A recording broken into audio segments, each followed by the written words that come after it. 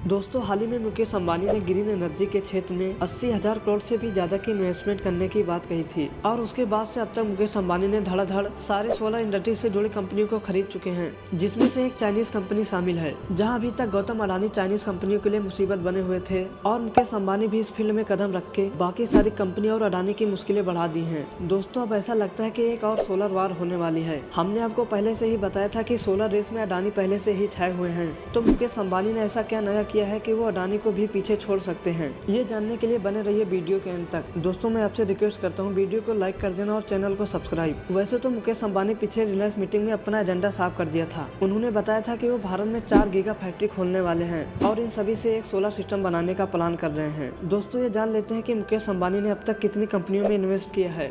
तो बता दें, अंबानी ने अमेरिका के किलेक्स में $12 मिलियन में 20% स्टेक खरीद लिया है। इसके अलावा उन्होंने पूरे RIC ग्रुप को $771 बिलियन की बड़ी रकम देकर हैकवर कर लिया है और स्टार्लिंग एंड विल्सन में एक बड़े स्टॉक से लेकर उन्होंने सेंसवर्क्स नाम की फर्म को भी $32 मिलियन देकर खरीद लिया है। अब आते हैं मुकेश अंबानी के प्लान पर। उनके एजीएम के मुताबिक उनकी पहली गीगा फैक्ट्री पूरी तरह से सोलर एनर्जी प्रोडक्शन पर फोकस करेगी, यानी कि पहली गीगा फैक्ट्री में सोलर सेल का प्रोडक्शन किया जाएगा। इसीलिए इतनी सारी कंपनियों को खरीदा गया है ताकि खुद दोबारा रिसर्च करने के बजाय इन कंपनियों की टेक्नोलॉजी से ही भारत में प्रोडक्शन शुरू किया जा सके। इसके अलावा मुकेश अंबानी की दूसरा गीगा फैक्ट्री, यह गीगा फैक्ट्री बैटरी बनाने पर फोकस करेगी, जहां दिन भर में जनरेट की गई सोलर एनर्जी को स्टोर किया जा सके। यह फैक्ट्री मुकेश अंबानी के विजन को बहुत ही क्लियरली एक्सप्लेन करती है, क्योंकि मुकेश अंबानी ने सोलर कंपनी नहीं बल्कि सोलर इकोसिस्टम बनाने की बात कही थी। अब तीसरी गीगा फैक्ट्री की ओर चलते हैं, जहां उनका पूरा फोकस हाइड्रोजन फ्यूल की तरफ रहने वाला है। अगर हम इस सिस्टम के प्लान को टेस्ला के मॉडल से समझे तो टेस्ला ने इलेक्ट्रिक कार तो बनाई थी, लेकिन इलेक्ट्रिसिटी को जनरेट करने के लिए लोगों को कोयला और फ्यूल को भी जनरेट करना पड़ रहा था, जिस वजह से एनवायरमेंट पर भी कोई फर्क नहीं पड़ा।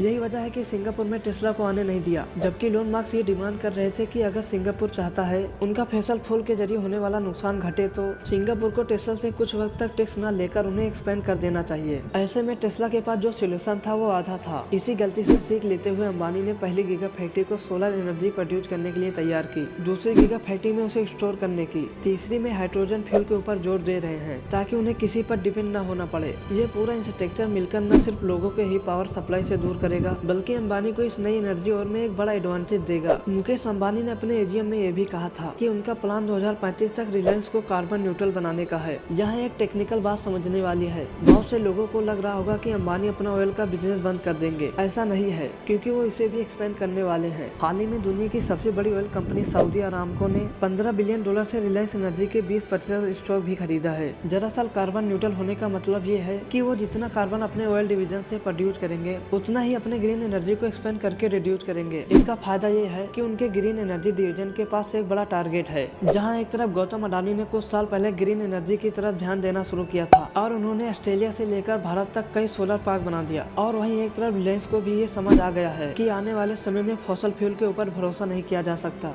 दोस्तों, मजा तो तब आएगा जब इंडिया के दो बिजनेसमैन ग्रीन एनर्जी के लिए फाइट कर रहे होंगे, तो सबसे ज्यादा फायदा भारत को ही होगा, क्योंकि एक दूसरे से कम्पीट करने के लिए इन्हें अपने कंपनीज को और भी ज्यादा ही फैशन बनाना पड़ेगा। अगर अंबानी का हाइड्रोजन फ्यूल ज्यादा सस्ता और कार बैटरी बनाने का प्लान सक्सेसफुल रहा तो इसका मतलब ये है कि भारत में ग्रीन व्हीकल ज्यादा अफोर्डेबल हो जाएंगे। जो $100 बिलियन हम हर साल ऑयल इंपोर्ट पर खर्च करते हैं वो बहुत ही कम हो जाएगा। जब तक दुनिया फ्यूल पर चल रही थी तब तक हमारा स्पेंड करना बहुत ही मुश्किल था, क्योंकि हमारे देश में बहुत ही कम ही जगहों पर कच्चा तेल पाया जाता था और जितना था भी वो हमारी जरूरतों के लिए काफी नहीं था। लेकिन ग्रीन एनर्जी वो फील्ड है जो हर देश के लिए बराबर है और इसीलिए हम इस फील्ड में एक्सपेंड कर सकते हैं, क्योंकि यही आने वाला फ्यूचर है। कच्चे तेल की सत्ता के कम होने का मतलब ये भी है कि धीरे धीरे अब डॉलर भी अपनी पावर खोने लगेगा, क्योंकि डॉलर इसीलिए दुनिया भर की रिजर्व करेंसी है, क्योंकि ऑयल सिर्फ डॉलर में ही खरीदा जा सकता है। जैसा कि हम फॉसल फ्यूल को पीछे छोड़ रहे हैं और भारत के पास एक बड़ी अपॉर्चुनिटी होगी और वो विश्व गुरु बनने के लिए अपना दावा पेश करें, और यही सोच चीन की भी है और इसीलिए इस फील्ड में तेजी से आगे बढ़ रहे हैं और पूरी दुनिया चीन को एक बड़ा खतरा मान रही है और चीन का मुकाबला करने के लिए वो भारत की ओर देख रहे हैं और जो बदलते वर्ल्ड ऑर्डर में एक एडवांटेज देता है। अगर जो इंडियन जेट सक्सेसफुल होते हैं तो हमारी पूरी इकोनॉमी इस तरह ट्रांसफॉर्म हो सकती है कि हम दुनिया की एनर्जी का सोल्यूशन बनकर उभरेंगे ही, बल्कि जियोपॉलिटिक्स में भी एक मजबूत पकड़ रख पाएंगे।